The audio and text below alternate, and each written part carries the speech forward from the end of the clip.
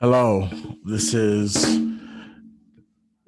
Mr. Inclusive from Inclusive Talk Podcast, and I am here with you on tonight or today, depending on what time you're listening to this. Coming to you, wanting to just discuss something, wanting to share something that has really been on my mind and on my heart the last 24 hours. And it's regarding the situation um with the young man Daunte Wright, I believe his name is. And it's just me tonight. It's just me here uh on the podcast. And listen, I'm heartbroken.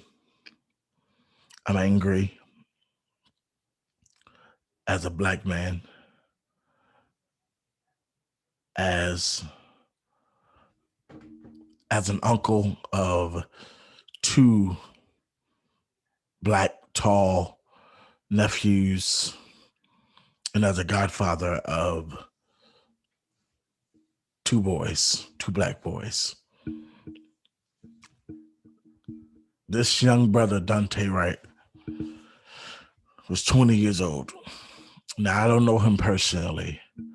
A lot of us don't know him personally, but I don't think it matters if we know him personally or not. I think the hurt comes from that. It's another black young soul, another black young mind taken from his mother, his father, his siblings, his family, his friends, and the world. I don't usually speak on things like this. I kind of hold my opinions on the inside. I kind of hold my feelings and my thoughts inside of me.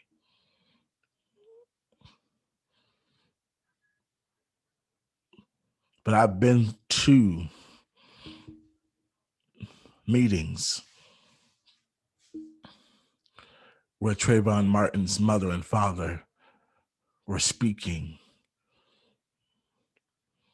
I remember that moment. It wasn't so long ago. I remember the Eric Gardners and the Mike Browns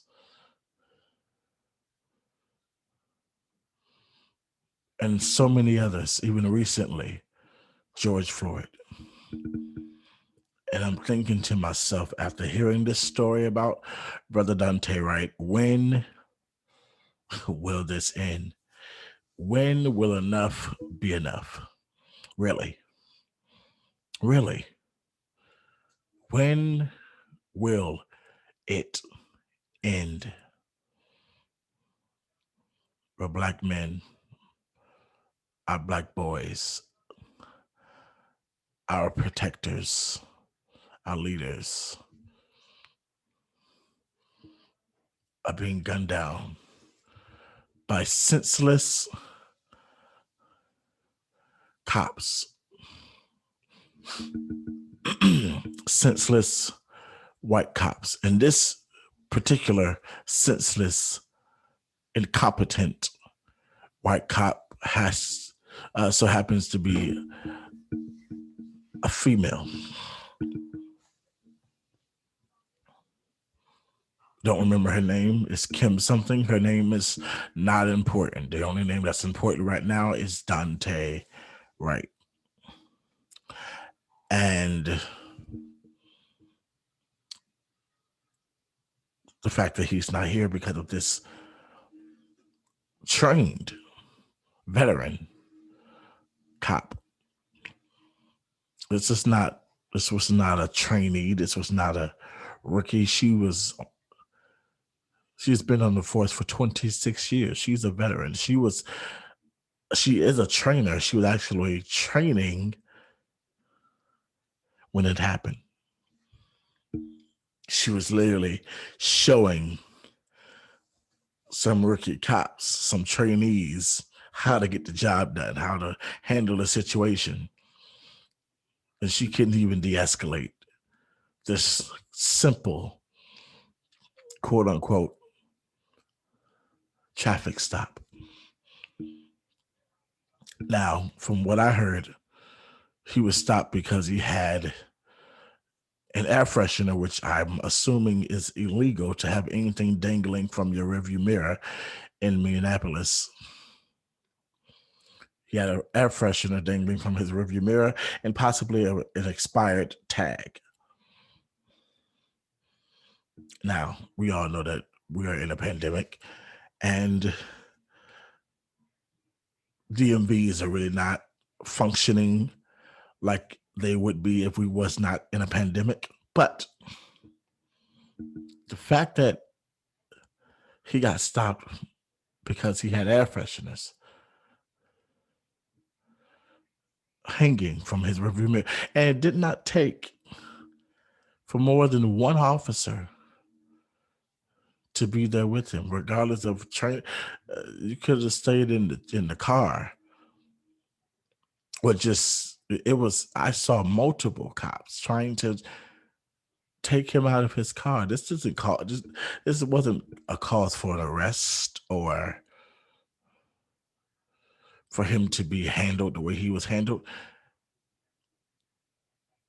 Damn that! It wasn't even called for him to be shot or tased, but at least he could have been tased.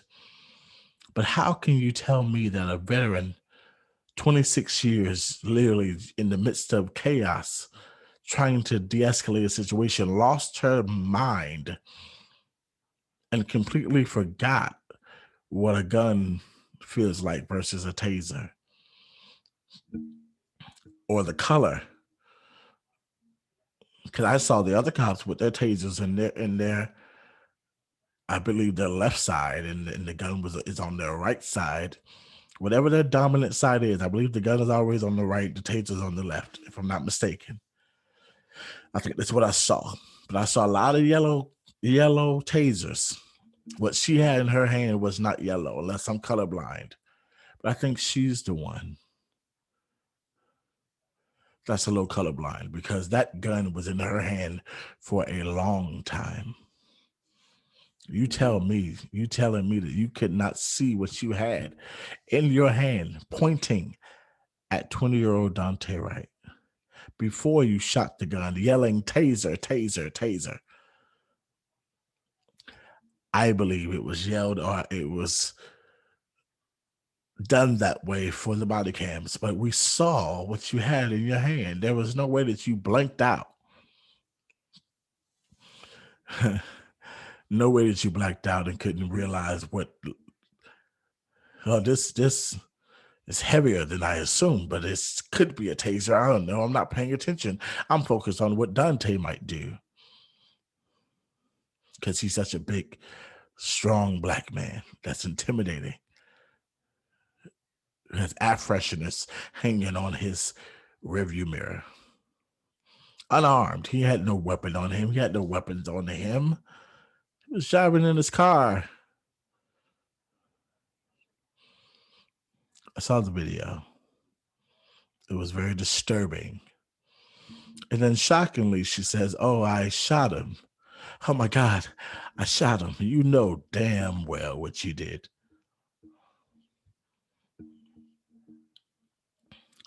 This infuriates me. And it infuriates me because when does it end? Will it ever end? When are we going to hold these cops accountable? Marching ain't doing no good. Looting ain't doing no good. Trashing our neighborhood stores aren't doing us any good. When are we need to hold this cop higher than accountable. Her being suspended and losing her job isn't enough. She needs time. Like all these other cops need to face time.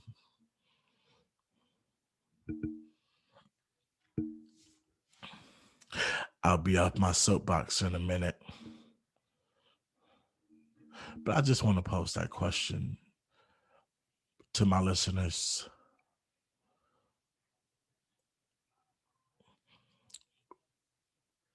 I'm pretty sure I know the answer, but what do you think is an appropriate punishment for this 26-year-old vet?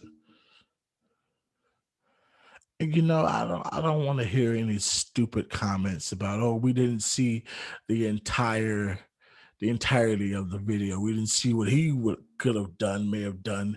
Maybe he didn't comply. You got a woman, a cop yelling taser, taser, taser.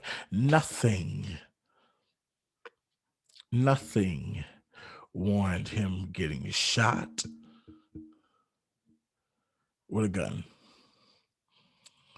There are procedures. There is protocol. If you're going to use your gun, you don't shoot him. You shoot him in the foot, the leg. There are things that are in place, rules in place. They know this stuff.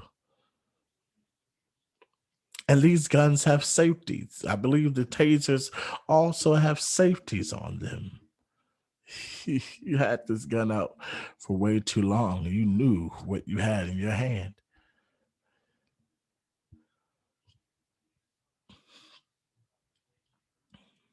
You knew what you had in your hand. Just like the officer that killed George Floyd knew how much weight he was putting on that man's neck. Come on now. Let's use our sense here. We ain't gonna call it common because common sense ain't common for everybody, but we do all have sense. Whether it's 10%, 20, 40, 180, we all have sense. And sometime or another it does kick in.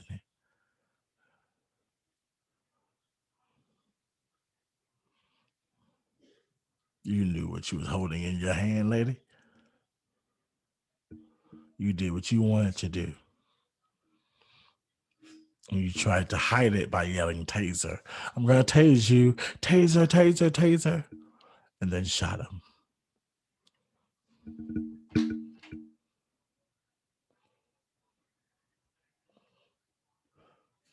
I'm tired. We're all tired. The black community is tired. Even some of our white brothers and sisters, some of them are tired. Because this isn't a racial thing. This is a cops versus this is a black community versus cops. Not just white cops, black cops as well. Asian cops, whatever your nationality is. If you are crooked, it ain't got nothing to do with your skin tone. It has everything to do with your badge and the color of your uniform. This is black versus blue. Let's be real. Black versus blue.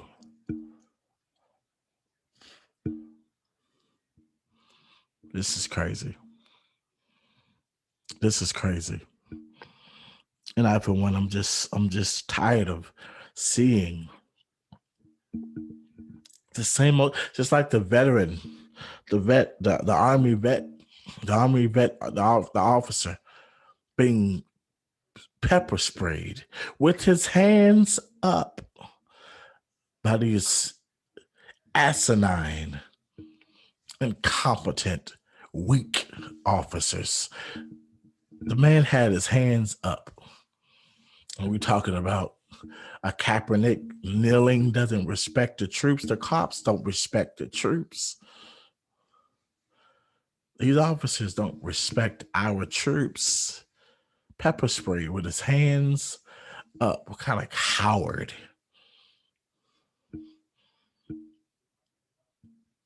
There's no other word. What type of cowards? Cowardly acts is what we're seeing here. And it's getting worse by the day. It's getting worse by the hour. It's getting worse by the minute, by the second. It's stupid. It's just stupid.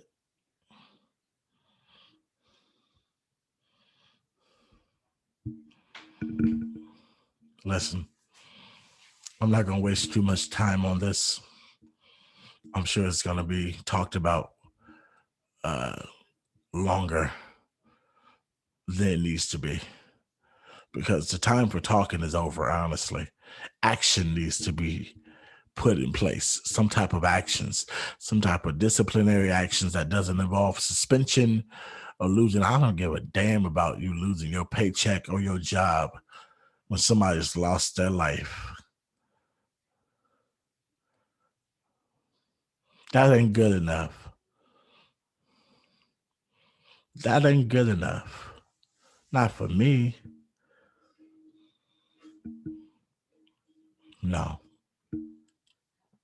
So this has been Lamar, Mr. Inclusive from Inclusive Talk Podcast. And this has been another late night episode. It's 11:42 p.m. on a Tuesday night. It's almost midnight, y'all. We don't even know what tomorrow's going to bring. We don't even know what 5 minutes from now is going to bring. We got to stay prayed up. Because there are people fighting against people that look like us, people that look like me, people that look like you. There are people, there are spirits fighting against, that are trying to come against, that are trying to end and devour, kill, steal, destroy, literally doing the works of the enemy. And they're coming after us. And we gotta stay prayed up. We gotta stay linked together. We gotta stay strong.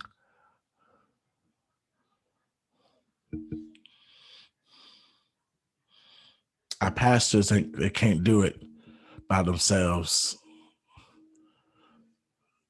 Our community leaders can't do it by themselves. We all got to come together. We can't just be marching. Marching ain't doing nothing, y'all. Looting ain't doing nothing. Like I said, trashing these stores, our own stores in our own community. Whether it's black owned or not, it doesn't matter. We go to them every day. Spend our money on them every day. They ain't doing nothing when we trash them. Because we're trashing our community. No, this cop needs to pay. This cop needs to be held overly accountable.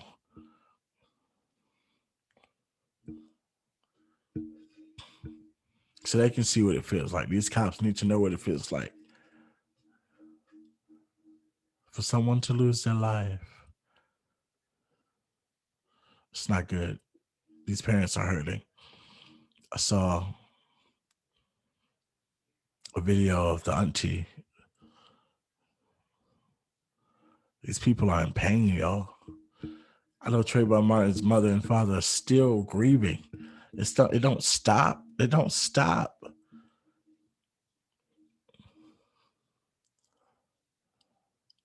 These people ain't die from sickness and natural causes. They died by the hands of weak ass, incompetent cops, cowards.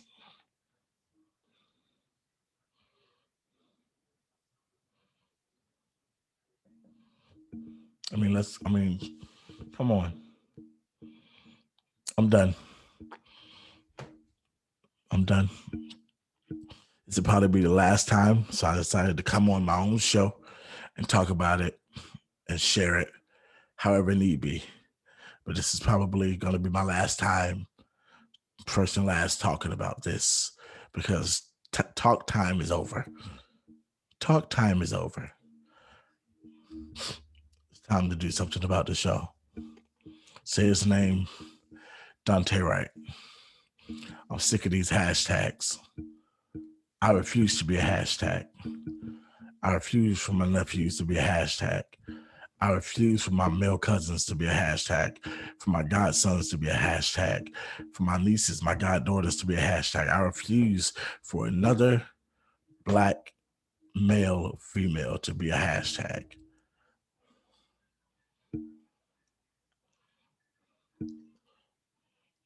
And if we got to be a hashtag, it better be something positive.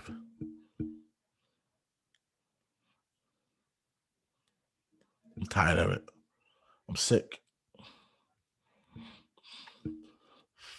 Listen, I love y'all. Y'all stay prayed up. Y'all stay blessed. Until next time, this has been Inclusive Talk Podcast with Mr. Inclusive. Be blessed and be inclusive.